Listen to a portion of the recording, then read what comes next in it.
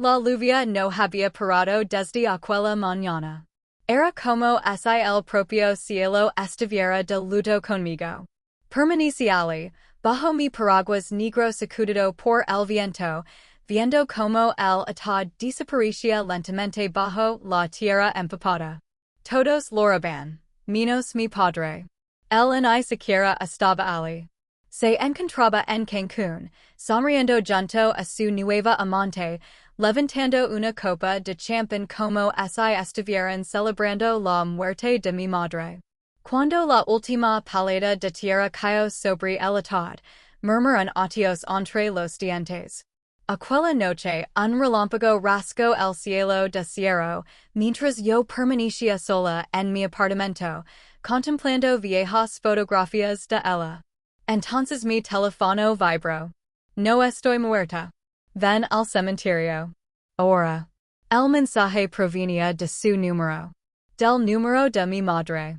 Sentía nudo en la garganta y las manos se me quedaron heladas. Cogí las llaves del coche con el corazón despejado. No sabía si me dirigía hacia un milagro, o hacia la locura. Me llamo Grace Miller. Hasta hace una semana estaba convencida de que mi vida era completamente normal. Vivía en un pequeño apartamento con vistas al río Armin. Trabajaba como ilustradora freelance, y mi madre me llamaba todos los domingos para recordarme que desayunara. Siempre ponía los ojos en blanco cuando leía sus mensajes. Tomate las vitaminas. Carino, no vuelvas a saltarte la cena. Jamás imagine que llegaría a echar tanto de menos aquellas palabras. El día en que murió comenzó como cualquier otro. Estaba terminando un proyecto para un cliente cuando apareció un número desconocido en la pantalla del móvil. Estuve a punto de ignorarlo, pero algo, un extraño presentimiento, me hizo responder. ¿La señorita Grace Miller? La voz de la mujer temblaba. La llamo del Hospital General de Sierra. Lo siento muchísimo. Su madre ha fallecido esta mañana. Ha sufrido un paro cardíaco fulminante. Durante unos segundos fui incapaz de respirar. El mundo se inclinó bajo mis pies. Los colores desaparecieron. Se ha equivocado de persona, susurró negando con la cabeza. Mi madre está bien. Esta mañana estaba pintando. Lo siento mucho, repitió la enfermera con voz baja. Sus palabras siguieron resonando en mi cabeza mucho después de que la llamada terminara. Recuerdo quedarme de pie frente a la ventana viendo como la lluvia dibujaba líneas sobre el cristal. Mi reflejo era tan pálido como el de un fantasma. Mi madre. Mi mejor amiga. Mi refugio. Había desaparecido. Y aún así, había algo que no encajaba. Ella nunca había tenido problemas de corazón. Hacía ejercicio, comía sano y reía con una facilidad contagiosa. ¿Cómo podía haber muerto de repente? Cuando llamé a mi padre, respondió con una frialdad que me dejó helada. Es cierto, dijo sin emoción. Evelyn ha muerto. El médico dice que fue muy rápido. Eso fue todo.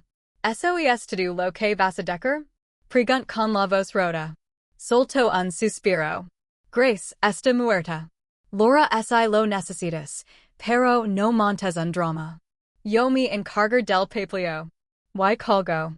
En ese mismo instante, mi dolor empezó a convertirse en rabia. Algo dentro de mí susurraba que mi padre no estaba de luto. Estaba aliviado. Y esa idea me aterrorizó. Necesitaba descubrir por qué. 3 días después seguía lloviendo sin descanso. Parecía que la ciudad entera se negara a seguir adelante. El cementerio olía a tierra mojada y flores marchitas. Las personas vestidas de negro se refugiaban bajo sus paraguas mientras murmuraban palabras que apenas alcanzaban mis oídos. Yo no podía apartar la vista del atad. El nombre de mi madre, Evelyn Grace Miller, brillaba grabado en letras doradas. Sentí la garganta arder. No te mereces esto, susurró. Detrás de mí escuché los comentarios de algunos familiares. ¿Dónde está Richard? En ni siquiera ha venido al funeral de su esposa. Que vergüenza. Apriete los puños. La noche anterior mi padre solo me había enviado un mensaje. Estoy ocupado con asuntos de negocios en el extranjero. Encargate del funeral. En hay una disculpa. En hay una explicación. Solo negocios. Cuando el sacerdote comenzó a rezar, las piernas empezaron a temblar.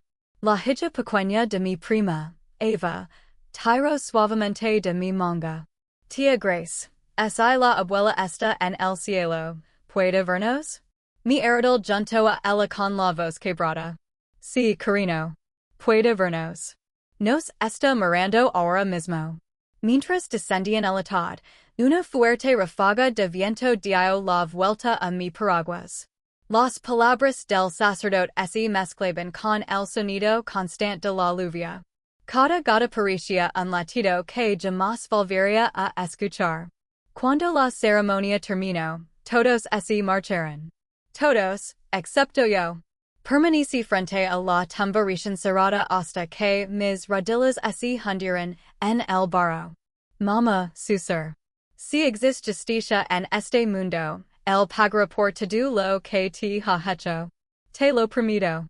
Un relámpago iluminó el horizonte, dejando una cicatriz blanca sobre el cielo oscuro. Lo tomé como una respuesta. Aquella noche regresé a casa completamente empapada, y con el alma destrozada. Mi dish, me puse uno de sus viejos jerseys, y me quedé sentada a oscuras, navegando sin rumbo por las redes sociales de mi padre. Y entonces los six. Su última publicación. Una fotografía en una playa bañada por el sol, abrazando a una mujer joven de cabello impecable. El pie de foto decía: Nuevos comienzos. Sentí que el corazón dejaba de latir. Las manos me temblaban tanto que casi dejé caer el teléfono. Mientras yo enterraba a mi madre bajo la lluvia. Él sonría bajo un cielo tropical. Algo se rompió dentro de mí. Y algo mucho más oscuro empezó a despertar. Aquella noche no conseguí dormir. Cada crujido del apartamento parecía un susurro legado de otro mundo. La tormenta rugía al otro lado de las ventanas. Y yo no podía dejar de ver el rostro de mi madre tal como descansaba dentro del atad. Quieta. Serena. Demasiado serena. Intent distraer mirando fotografías. Mamá pintando en el jardín. Mamá enseñándome a preparar una tarta de manzana. Mamá abrazándome después de mi primera ruptura amorosa. Cada recuerdo me atravesaba como una cuchilla. Entonces el teléfono volvió a vibrar. Al principio lo ignoré.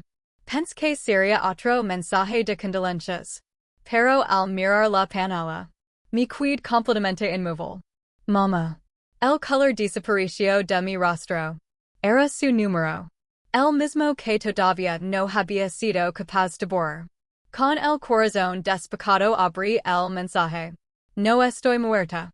Ven al cementerio. Ahora. Me quedé mirando la pantalla durante largos segundos. Mi mente buscaba desesperadamente una explicación. Un error. Una broma cruel. Pero mi cuerpo ya había tomado la decisión. Cogí el abrigo, las llaves del coche y salí corriendo. La lluvia era todavía más intensa. Más fría. Como si tuviera intención propia. Los limpiaparabrisas apenas podían vencer el aguacero, mientras conducía hacia el cementerio. Los faros cortaban la oscuridad como cuchillas de luz entre las cortinas de agua. Cada instinto me gritaba que diera media vuelta. Pero no podía hacerlo. La voz de mi madre resonaba una y otra vez en mi memoria. Confía en tu corazón, incluso cuando tu mente tenga miedo. Cuando llegué a la entrada, el cementerio estaba cubierto por una espesa niebla. Las farolas parpadeaban débilmente, proyectando largas sombras sobre las lápidas. Aparqué el coche. Nada más bajar, el viento me dejó sin aliento. Mamá. Grité con la voz temblorosa. Silencio. Solo la lluvia golpeando el metal y la piedra. Entonces, al fondo, cerca de los mausoleos, una silueta comenzó a moverse.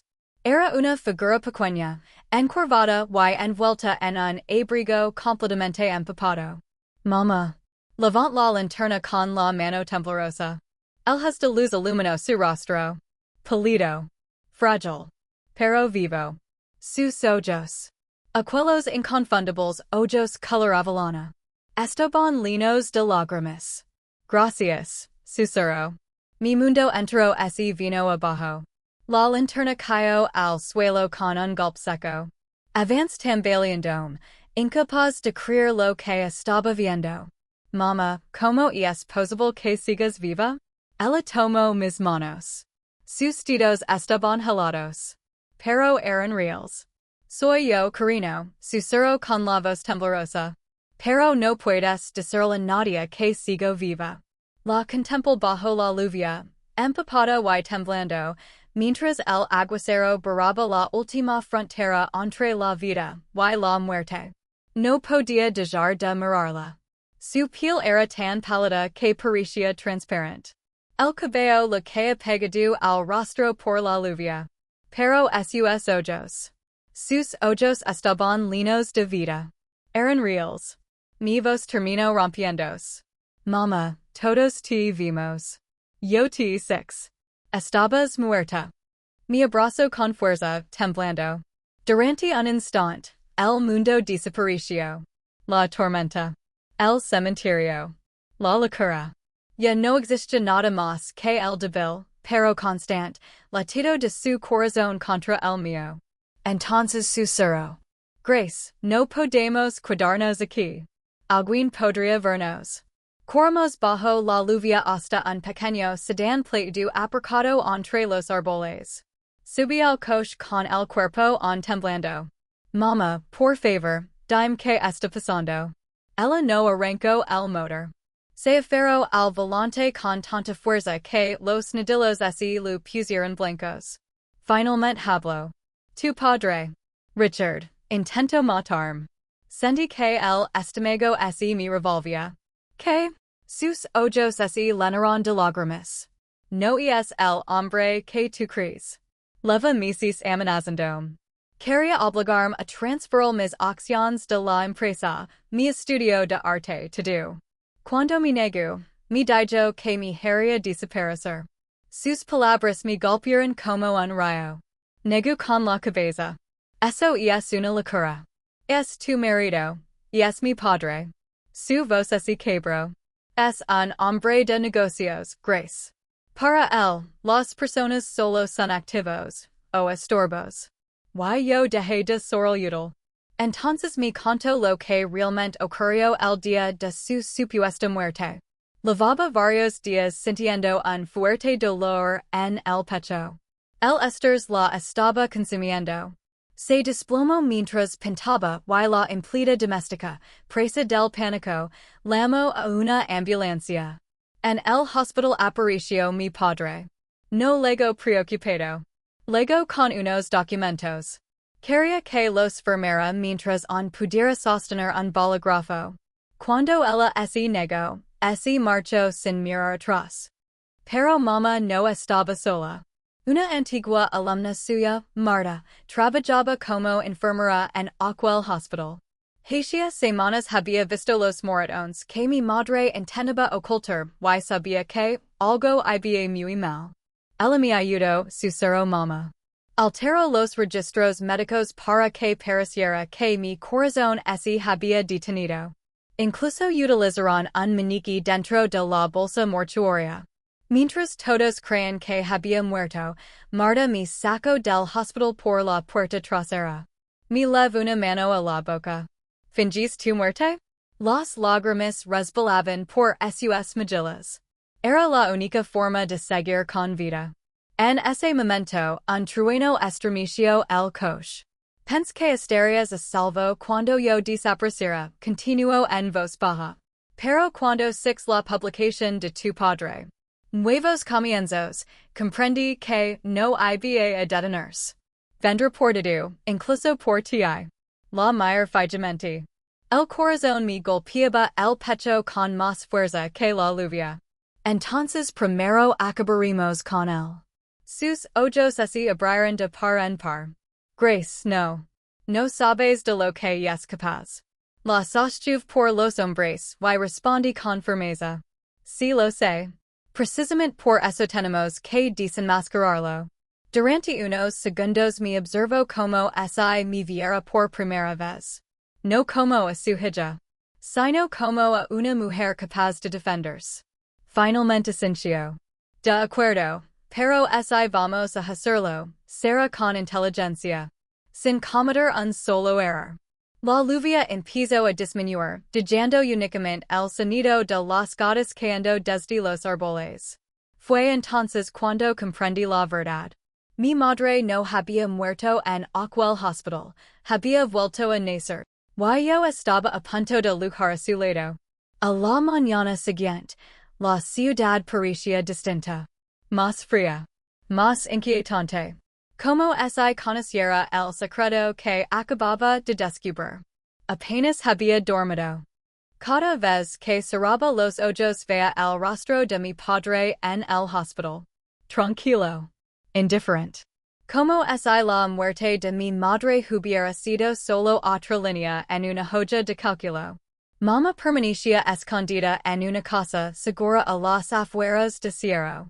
Marta iba a verla cada pocas horas. Le prometí que no se lo contaría a nadie. Ni siquiera a mi mejor amiga. Ni a la policía. Todavía no. Pero esperar nunca había sido mi fuerte. A las 8 de la mañana sonó el teléfono.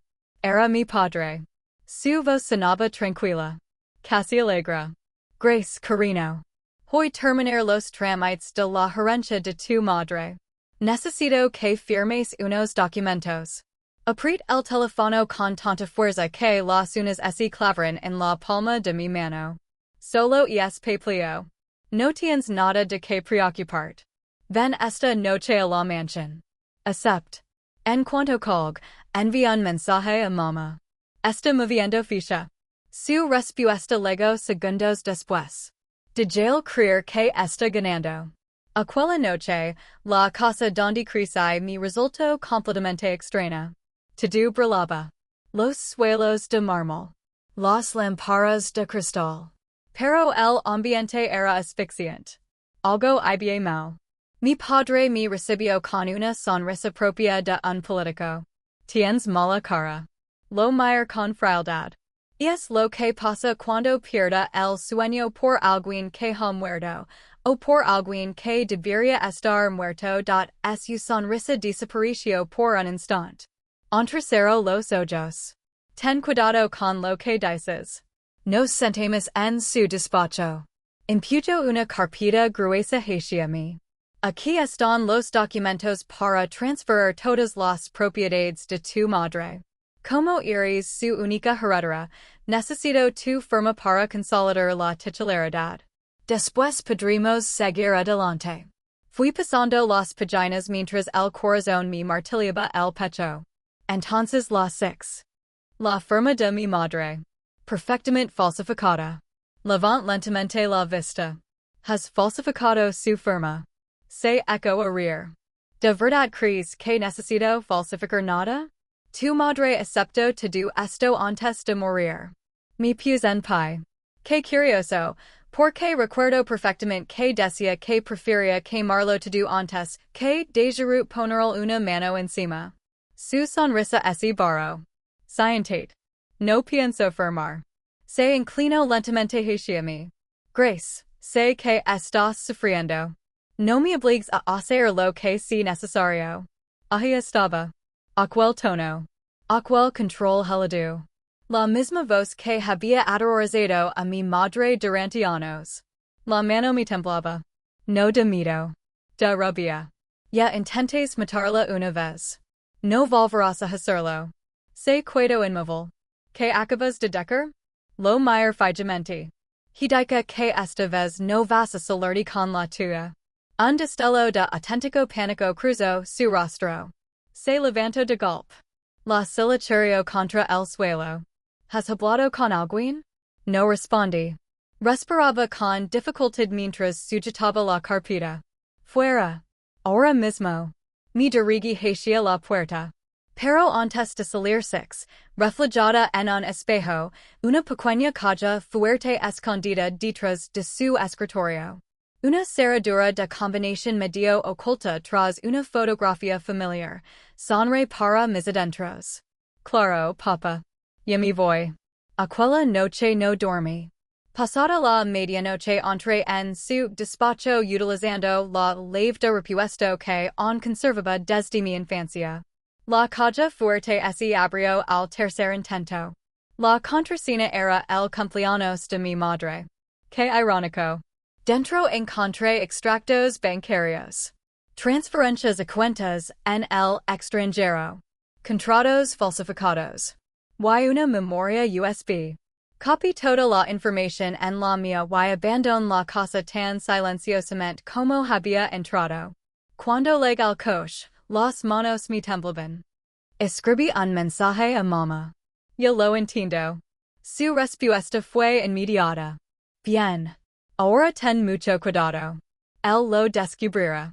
Apenas terminé de leerlo cuando el teléfono volvió a vibrar. Número desconocido. De verdad creías que no me daría cuenta. Sentí que la sangre se me helaba. Era él. Mira a mi alrededor. La calle estaba completamente desierta. Solo la lluvia. Los reflejos de los neones. Y mis propias manos temblando. Entonces sonó el teléfono. Contest. Su voz era baja. Serena. Terriblemente tranquila. Siempre fuiste lista. Pero olvidaste quién en seno a mentir. Trague saliva. No me das miedo. Río por lo bajo. No es verdad. Vuelve a casa, Grace. Hablemos. O me asegurar de que te arrepientes de haberme robado. Escupí aquellas palabras con desprecio. ¿Robar? ¿Te refieres a las pruebas? El silencio que siguió fue más aterrador que cualquier grito. Finalmente habló. Si eres inteligente, las destruirás. Hizo una breve pausa. De lo contrario, quizá tengamos que asistir a otro funeral. Y colgó. Durante unos segundos no pude respirar. Mi reflejo en el parabrisas parecía el de una desconocida. Pálida. Rhoda, entonces recuerda mi madre aferrándose al volante mientras me decía. Vender por todo, incluso por ti. Negó con la cabeza. Ya no. Conduce directamente hasta la casa segura. Mamá abrió la puerta en vada, con los ojos llenos de miedo. Grace. ¿Qué ha pasado? Arroja la memoria USB sobre la mesa. Lo sabe. Tenemos que movernos ya. Aquí hay cuentas en el extranjero, firmas falsificadas, transactions ilegales. Es suficiente para hundirlo. Miró la memoria y después volvió a mirarme. Grace, si acudimos a la policía, vendrá a por nosotros antes de que puedan protegernos. La mira fijamente. Respiraba con dificultad. Entonces hermos que él mismo se destruía. Durante las siguientes 48 horas, con la ayuda de Marta, enviamos de forma anónima toda la información al FBI y a las autoridades financieras. Mama también contactó con una vieja amiga, la abogada Charlotte Wells, quien comenzó a preparar una declaración oficial para cuando todo saliera a la luz. Pero la tormenta llegó antes de lo esperado. 2 noches después, los faros de un coche iluminaron el exterior de la casa. Mama apartó ligeramente la cortina. Se quedó inmóvil. Es él, susurró. Un golpe brutal sacudió la puerta. Grace. Rugió la voz de mi padre desde el otro lado. Abra. Terminemos de una vez con este juego absurdo. Mama me sujetó la mano. Temblaba. Pero yo ya había dejado de ir. Abrí la puerta. Ali estaba. Empapado por la lluvia. Fuera de sí. Con los ojos inyectados en sangre. El abrigo se pegaba a su cuerpo como una armadura resquebrajada. ¿Dónde está? Exigió. Me apoyé en el marco de la puerta. ¿Quién? La mujer que entraste. La mujer que intentes por. Aprieto la mandíbula. No intines lo que mi hizo. Mi aruno. Lo mayor con desprecio. Ella te amaba. Tu fuiste quien así destruyó a sí mismo. Mi impuyo y entró en la casa gritando. Evelyn. Mi madre apareció al final del pasillo. Fragile. Pero inquebrantable. Estoy aquí. Richard quedo petrificado. Durante un segundo, hasta la lluvia pareció detenerse. Su rostro perdió todo el color. No, esto no puede ser posible. Creías que estaba muerta. La voz de mi madre sonaba firme, encargada de dolor. Intentes matarme. Él soltó una risa amarga. Temblaba. ¿Crees que vas a quitarme el trabajo de toda mi vida? ¿Mi empresa? ¿Mi apellido? No eres nadie sin mí. Mi interpuse entre los dos. Ahí y estando te equivocas. A lo lejos comenzarán a escuchar sirenas. Cada vez más cerca. Cada vez más fuertes. Su rostro se descompuso al comprender la realidad. ¿Qué has hecho? Mamá no apartó la mirada de la suya. Lo que tú mismo nos enseñaste, por las huellas. Solo que tú dejaste demasiadas. En ese instante, destellos rojos y azules inundaron la habitación. La puerta principal se abrió de golpe. Agents del FBI irrumpieron con las armas desenfundadas. Richard Miller. Gritó uno de ellos. Queda usted arrestado por fraude financiero, blanqueo de capitales y intento de homicidio. Mi padre se volvió hacia mí. Por primera vez, la desesperación venció a su arrogancia. Grace, diles que se equivocan. Diles que. Negó lentamente con la cabeza. Entraste a la mujer equivocada, papa. Se lanzó hacia mí gritando palabras incoherentes, pero los agents lo redujeron de inmediato, retorciendo los brazos a la espalda. Afuera, la lluvia volvió a rugir, ahogando sus amenazas mientras se lo levaban. Antes de cruzar la puerta, clavó la mirada en mamá. ¿Te arrepentirás de esto? Ella respondió con un susurro sereno. No, Richard, yo me arrepentí una vez. Cuando la puerta se cerró, la casa quedó sumida en el silencio. Solo se escuchaba el agua goteando desde el porche. Entonces me di cuenta de que estaba temblando. No de miedo. De alivio. Mamá se desplomó entre mis brazos, llorando en silencio. Se acabó. La abracé con todas mis fuerzas, sintiendo otra vez el latido de su corazón. Ese corazón que todos creen que había dejado de latir semanas atrás. No, esto es solo el comienzo. Afuera comenzaba a amanecer. Los primeros rayos de sol se derramaban sobre el suelo mojado, barrando las últimas sombras de la noche. Por primera vez desde el funeral. Había dejado de llover. Las semanas siguientes fueron un torbellino de titulares, con presencias judiciales y cámaras de televisión. El magnate inmobiliario Richard Miller, detenido por fraude y intento de asesinato. Su fotografía ocupó todos los informativos. La misma sonrisa confiada que durante años había presidido galas benéficas aparecía ahora bajo un nuevo titular. Investigación criminal. Mamá y yo seguimos todo desde la tranquilidad de una habitación de hotel, lejos del caos. Ella apenas hablaba.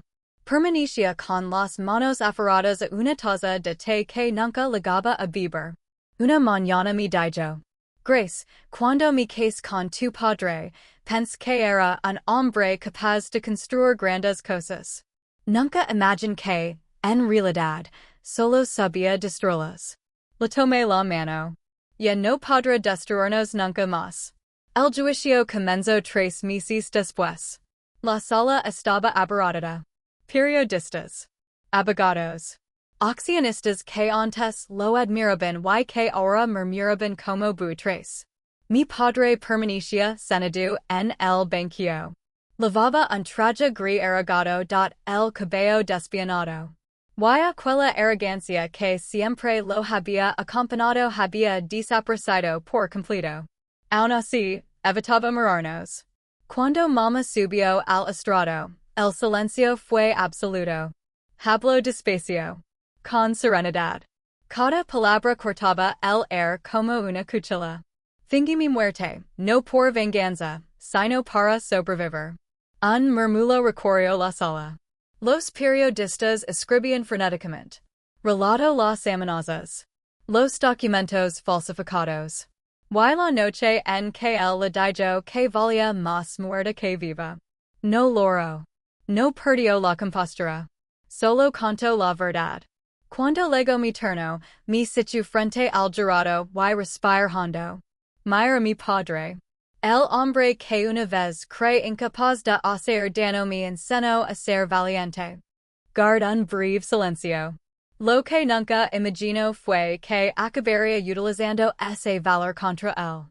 Por primera vez levantó la vista. Y en sus ojos algo que jamás había visto. Miedo. No miedo a la cárcel. Sino miedo a una verdad que ya no podía controlar. Nuestra abogada, Charlotte Wells, presentó los archivos de audio y todas las pruebas que habíamos reunido. Transferencias a paraísos fiscales. Contratos falsificados. Y una grabación de una discusión entre mi padre y mis difuntos abuelos. Poco a poco, el imperio que había construido durante décadas comenzó a derrumbarse bajo el peso de sus propias mentiras. Cuando llegó el momento del veredicto, toda la sala contuvo la respiración. Culpable de todos los cargos. Mi padre cerró los ojos. Los hombres así le hundieron. No hubo gritos. Ni negations. Solo silencio. La voz del juez sonó frío y contundente. Richard Miller, este tribunal lo condena a 28 años de prisión federal. El golpe del mazo retumbó en la sala como el último trueno de una tormenta.